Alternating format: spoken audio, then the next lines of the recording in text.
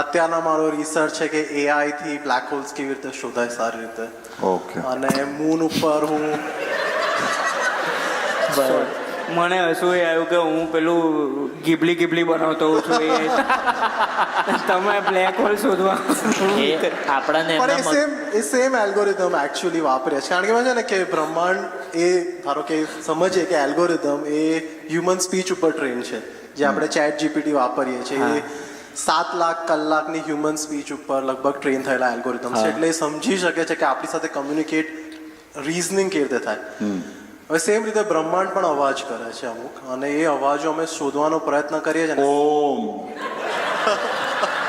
ઓડકાર sound of universe એવું કહેવાય. બ્રહ્માંડનો અવાજ છું હું.